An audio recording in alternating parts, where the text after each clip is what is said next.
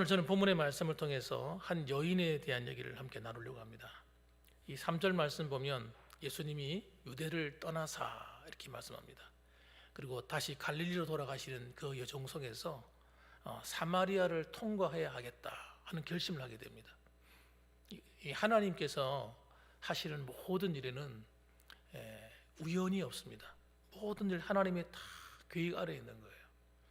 저절로 그냥 된 일이 아니에요. 의도적입니다.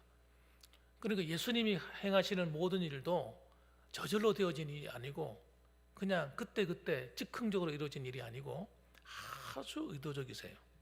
아주 의도적입니다. 그렇기 때문에 예수님이 하신 이 사건 하나하나를 볼 때에 그냥 읽을 것이 아니라 왜 이렇게 하셨을까? 왜 이런 말을 하셨을까? 이렇게 생각하면서 읽으시면 굉장히 도움이 됩니다. 예수님께서 이 사마리아로 통행을 해야 되겠다 하고 결심을 하셨는데 이건 굉장히 위험한 일입니다. 그 당시에 많은 사람들, 특히 유대인들은 사마리아하고 아주 관계를 좋은 관계로 만들지 않았어요. 이런 관계. 그래서 그들의 근처도 가지 않았습니다. 그러니까 갈릴리로 갈 때 갈릴리가 북쪽에 있단 말이에요. 훨씬 위에 있거든요. 그럼 반드시 지나갈 때 이 사마리아 지방을 통과해만 갈 수가 있어요. 그런데 이 사마리아 지방으로 가지 않으려고 일부러 돌아가는 거예요. 삥 둘러서 요단강을 건너가지고 저 베레아 지방으로 해가지고 돌아서 이 북쪽 갈릴리로 올라갔단 말입니다. 왜 그렇게 했을까요? 왜냐하면 이 사마리아 지방에 있는 사람들을 부정하다고 봤기 때문이에요. 부정하다. 이방인에 의해서 과거에 여러분 이 북쪽 이스라엘이 멸망하고 난 다음에 그 땅에 누가 들어왔습니까? 그 땅에 그 북쪽의 이스라엘 백성들이 전부 다 끌려가 가지고 아수르에 의해서 전 세계에 다 흩어져 버렸어요. 다 흩어놓고 이방인들을 다 데려다가 북쪽 이스라엘에 다 갖다 놓은 겁니다. 그리고는 한 번도 이것이 바뀐 적이 없는 거예요. 남쪽 유다는 아닙니다. 남쪽 유다는 다 포로로 잡혀갔다가 70년 만에 갔다가 도로 다 돌아와가지고 그 땅에 정착을 한 거예요. 그러니까 이 사마리아 지방에 있는 이 사람들은 어떤 사람들이에요?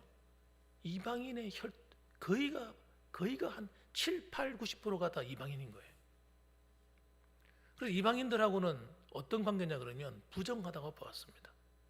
부정하다. 왜냐하면 그 당시에 사람들이 모두 인식이 뭐냐면 이방인들에게는 영혼도 없다고 생각했어요. 짐승 취급한 거예요. 그러니까 이방인들을 그들하고 같이 음식을 먹으면 나도 더러워진다, 부정해진다 이렇게 본 겁니다. 그러니까 그들은 그걸 통해서 율법을 어긴다고 생각했어요. 그러니까 어떻게 그들과 함께 만날 수 있겠으며 대화가 가능하겠습니까? 그런데 예수님이 그 사마리아 지방으로 가시겠다는 거예요. 그러니까 제자들이 굉장히 충격을 받은 거죠. 그럼 왜 그렇게 하셨을까? 그런 유대인들이 가지는 금기시하는 그 금기를 깨뜨리고 예수님께서 그 사마리아로 가셨을 때는 굉장히 의도적인 거죠. 우연이 아닌 거예요. 거기에 있는 한 영혼을 구원하시기 위해서 가신 거예요. 한 영혼. 그 한 영혼의 구원이 너무 중요하다고 생각하신 겁니다. 우리가 생각할 때 우리는 하나님이 굉장히 중요한 인물을 특별히 똑똑하고 의를 행하고 막 굉장한 사람을 먼저 구원하실 것 같은데 하나님은 그런 개념이 아니에요. 하나님은 여러분 우리의 어떤 가치가 뛰어나다 적다 여기에 따라서 우리를 대우하시는 분이 아닙니다. 하나님은 우리의 있는 모습 그대로를 사랑하시는 거예요.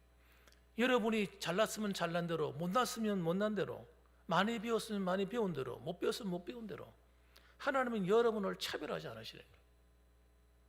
그래서 예수 그리스도 이 기독교가 얼마나 힘이 있는 거냐면 이 복음이 가는 곳마다 이 하나님의 이 관점으로 사람을 보기 때문에 예수를 믿는 사람들은 노예 출신이든 귀족 출신이든 다 예수님 안에서 한 가족이 되는 거예요. 한 형제가 되어버리는 거예요. 그러니까 여러분 이게 얼마나 놀라운 복음입니까? 그래서 이 복음이 들어가는 것마다 여자들 같은 경우도 마찬가지예요. 얼마나 차별을 많이 받았습니까?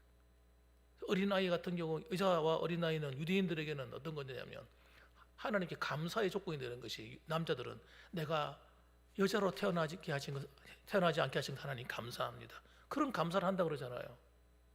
과거에 그만큼 천대받았던 것이 여자의 신분이고 어린아이들 신분이에요. 근데 하나님은 그들을 숫자에다 통계도 넣지 않는 그런 사람들을 하나님 어떻게 해요? 남자와 여자를 동등한 위치에 올려놓으시는 거예요. 복음이 가는 것보다 여자의 그런 인권이 높여지는 겁니다. 우리나라에 복음이 만일에 안 들어왔더라면 우리는 어떻게 됐을까요? 지금까지도 아마 힘들고 어려웠을 거예요. 그러니까 여자들은 하나님께 감사하셔야 돼요. 하나님께 감사하셔야 돼요. 마찬가지입니다. 하나님은요, 이 수가성에 있는 한 여자를 만나기 위해서 오신 거예요. 그 여인. 자, 그래서 여러분 5절 말씀 보십시오. 사마리아에 있는 수가라 하는 동네에 이르시니 야곱이 그 아들 요셉에게 준 땅이 가깝고 거기 또 야곱의 운물이 있더라. 이 말이 무슨 말이냐면 과거에 야곱의 족속이 살던 동네가 그곳이었다는 거예요. 베델이 있는 동네, 세겜이 있던 동네, 거기가 바로 사마리아 지방입니다. 거기가 가시다가 피곤해가지고 운물 끝에 그대로 앉으셨어요. 앉아있으니까 조금 있다가 한 6시쯤 되었어요. 이 6시라고 하는 것은 유대 시간표로 6시입니다. 이걸 우리나라 시간으로 바꾸려면 6을 더 더해야 됩니다. 그러면 6 더하기 6은 뭐예요? 12시가 되죠. 정오 12시입니다. 정확하게 낮 12시인 거예요. 그때쯤 돼가지고 한 여인이 어슬렁어슬렁 나타났습니다. 머리에 뭘 이고 갔겠죠. 물을 기르러 온 거예요. 그때는 아무도 오지 않는 시간입니다. 왜냐하면 낮잠 자는 시간이에요. 워낙 더운 지방이다 보니까 하루 종일 이렇게 일어나서 활동을 하고 일을 하면요, 지쳐가지고 피곤해서 쓰러져요. 그러니까 그 낮에 잠시 주무시는 그런 시간이 있었던 가 봐요. 그런데 그 시간에 아무도 오지 않는 그 시간에 이 여인이 나타난 거예요. 어슬렁어슬렁 나타나서 물을 기르러 온 겁니다. 그런데 이 여인이 물을 기르러 왔는데 한 남자가 딱 앉아 있거든요. 남자인데 청년이라, 나이가 한 30살쯤 넘어 보이는 청년. 그 남자가 하는 이야기가 나에게 물 좀 주시오 이러는 거예요. 그때는 제자들은 어디로 갔다고요? 8절에 보면 제자들이 먹을 것을 찾기 위해서 동네로 내려갔을 때입니다. 단 둘이 딱 만난 거예요.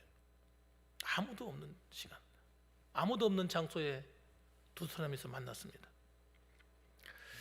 사마리아 여자가 가만히 생각해 보니까 이 사람이 옷을 입고 있는 것만 딱 봐도, 말투만 딱 들어도, 지방에는 사투리라는 게 있잖아요, 그죠? 또 복장만 딱 봐도 입는 옷 매무새가 저분은 좀 다르네. 유대인인데, 그런데 자기한테 하는 물을 달라고 말을 거는 거예요. 남자 여자가 말 거는 것도 사실 좀 불편한 일인데, 그것도 유대인이 사마리아 여자에게 물을 달라고 말을 거는 겁니다. 여러분, 유대인하고 상종도 하지 않는 그런 관계인데 말을 걸면 자기가 더러워진다고 생각하는 사람인데 어떻게 자기한테 말을 걸지? 그래서 율법에도 어긋나는 그런 행동을 하는 예수님을 보고 반문하고 물어보는 거예요. 당신 유대인인데 왜 나한테 물을 달라고 하느냐 이거죠. 그러니까 예수님께서 하시는 말씀이, 네가 만일 하나님의 선물과 또 네게 물 좀 달라 하는 이가 누구인 줄 알았더라면 네가 그에게 구했을 것이고 그가 생수를 네게 주었을 것이다, 이렇게 얘기합니다. 갑자기 생수하는 말을 들으니까 이 여자의 마음에 기가 쫑긋 솟는 거예요. 여기 물을 구하러 나왔는데 사람들을 눈을 피해서 이 더운 시간에 물을 기르러 나오지 않아도 물을 얻는 방법이 있다고? 이렇게 생각한 거예요. 이 사람들은 일단 이야기를 하면 예수님은 영적인 얘기를 한 거지만 이 여인은 육신적으로 얘기를 알아듣는 거예요. 우선 목이 마르지 않을 방법이 있다고 하니까 눈이 번쩍 띄인 겁니다. 그래서 계속 대화를 이어가는 겁니다. 그런데 말을 하다 보니까 예수님이 하시는 말씀이, 예수님이 주시려고 하는 물이 어떤 물인지를 설명을 해주시는 거예요. 13절 말씀 보니까 우리 같이 한번 읽어보십시다. 13절 14절 시작. 예수께서 대답하여 이르시되 이 물을 마시는 자마다 다시 목마르려니와 내가 주는 물을 마시는 자는 영원히 목마르지 아니하리니 내가 주는 물은 그 속에서 영생하도록 솟아나는 샘물이 되리라. 그렇게 말씀합니다. 이 말을 들었는데 이 여인은 어떻게 해요? 자꾸 육신적인 걸 생각한다고 그랬잖아요. 예수님은 영적인 걸 얘기하지만 못 알아들으니까, 그러니까 더 기가 막힌 말씀으로 들리는 거예요. 아니, 예수님이 주시는 그 물을 마시게 되면 다시는 목마르지 않는다고? 그럼 내가 물 기르러 올 필요도 하나도 없겠네? 이렇게 생각이 든 겁니다.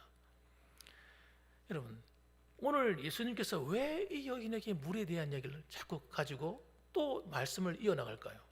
이 여인에게 정말 필요한 것이 바로 물이기 때문입니다.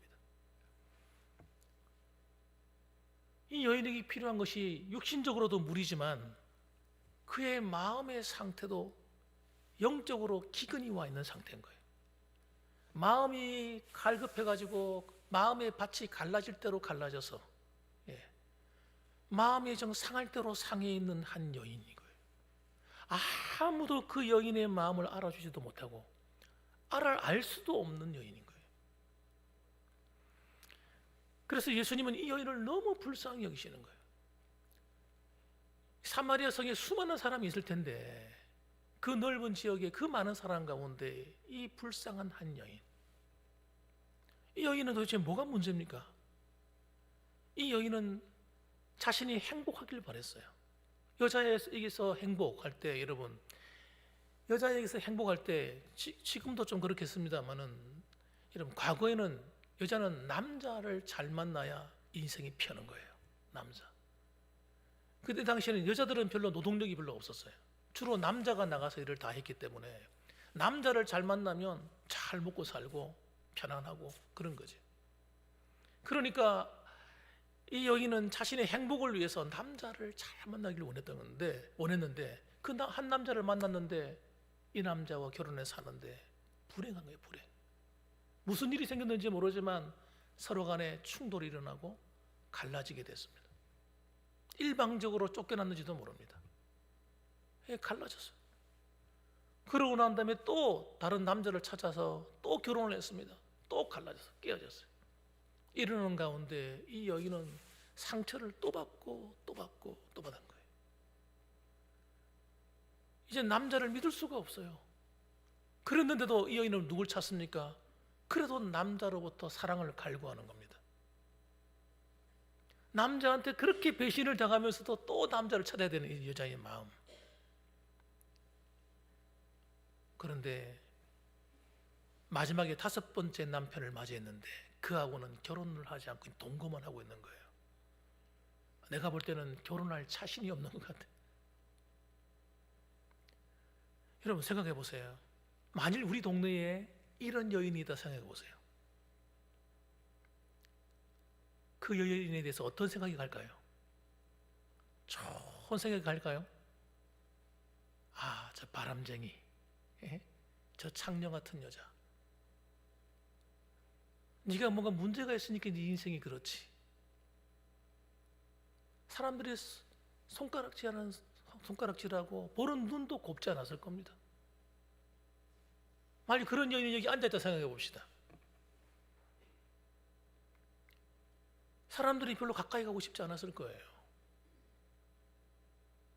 사람들은 더럽다고 생각했을 겁니다. 이 여인은 더러운 여인이야. 그러니까 이 여인은 자기는 행복하기 위해서 시작했는 일이지만 어디서도 행복하지 못하게 되어버린 겁니다. 사람은 사람과의 관계를 통해서 기쁨을 얻는데 사람과의 관계가 다 깨어져 버렸으니까 정말 불행한 여인인 거예요. 사람들의 눈을 피해서 물을 기르러 오는 이 여인, 아무도 그 여인의 마음을 모릅니다. 그런데 예수님이 그 여인의 마음을 아시는 거예요. 찾아오신 거예요. 이 주님의 마음이 저와 여러분을 향한 마음이라는 사실을 믿으시기 바랍니다. 아무도 내 마음을 몰라줘요.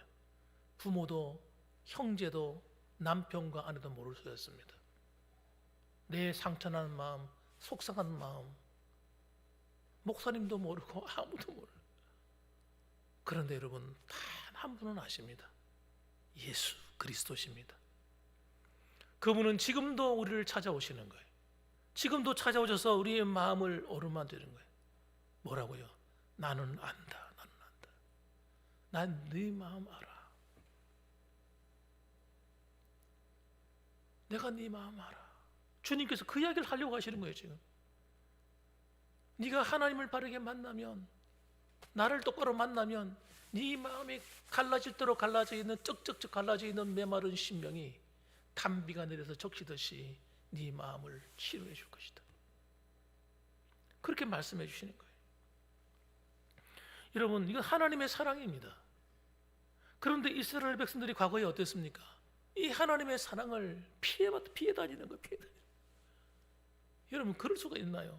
예레미야서 2장 13절 말씀 보면, 내 백성이 두 가지 악을 행하였나니 곧 그들이 생수의 근원되는 나를 버린 것과 스스로 웅덩이를 판 것이라. 그것은 그 물을 가두지 못할 터진 웅덩이니라. 이스라엘 백성들도 갈급했어요. 물이 필요했어요. 영적인 갈급함을 채우길 원했습니다. 도움을 필요로 했습니다. 그런데 그들이 도움을 필요로 하면서도 그 도움을 주시는 하나님을 버린 거예요. 오늘날도 그런 분들이 교회 안에 있을지 모릅니다. 하나님이 나의 모든 걸 책임질 수 있는데 그 하나님을 버리고 세상을 사랑하는 사람들, 다른 사람을 찾는 거예요. 나를 도와줄 다른 사람을 찾아다니는 거예요. 그분만 내게 오시면 모든 문제가 해결되는데 그분의 손길이 미덥지 않은 거예요. 그래서 스스로 웅덩이를 파는 거예요. 물을 모으려고 웅덩이를 파서 막 파가지고 했는데 물이 채워지는 것이 아니라 물이 터져서 바깥으로 다 새버리는 쓸모없는 웅덩이. 여러분, 하나님 외에 다른 모든 우리 의지할 것은요, 마치 터진 웅덩이와 같은 겁니다.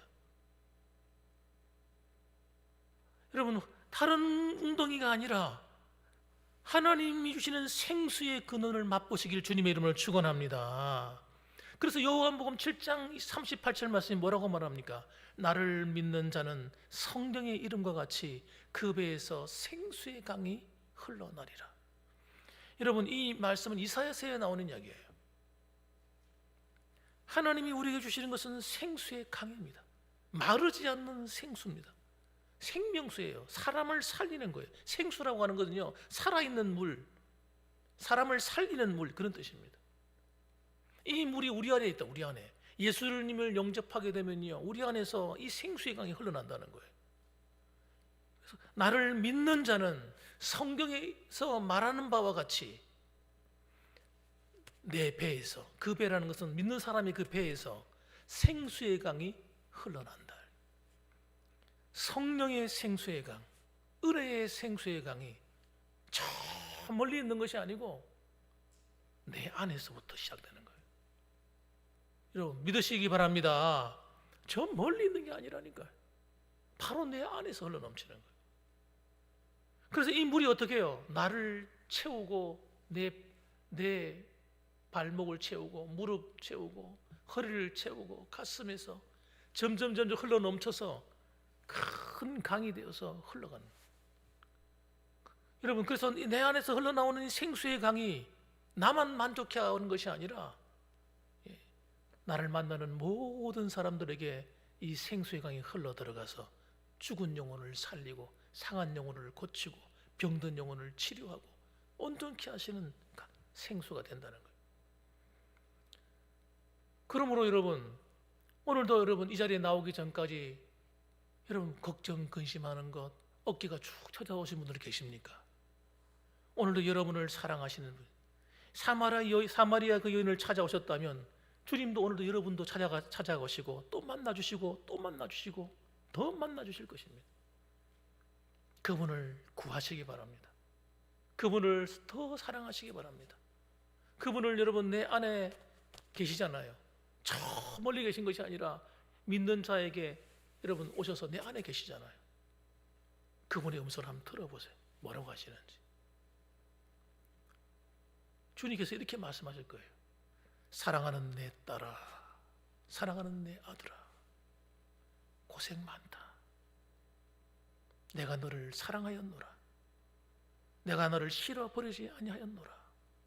주님 그렇게 말씀하실 거예요. 그리고 그분이 여러분 오늘도 이 자리에 계신 여러분들에게 위로가 되길 원하시고 소망이 되길 원하시고 생수의 강이 되셔서 여러분을 만족해 하실 것입니다. 우리 그분과 함께 이 저녁에도 여러분 힘을 내시고 다시 믿음으로 다시 일어나셔서 하나님께 더 가까이 나가시기 바랍니다. 그분이 여러분의 힘의 근원이기 때문에, 생명의 근원이기 때문에, 보호의 능력이기 때문에 그분이 여러분의 앞길을 인도하시고 가정을 도우실 것이고 건강을 도우실 것입니다. 삶을 인도하실 것입니다. 그분과 함께 동행함으로 2025년도 여러분 출발한 이 한 해가 더 아름답고 은혜가 되는 한 해가 되시기를 주님의 이름으로 축원합니다. 아멘. 기도하겠습니다.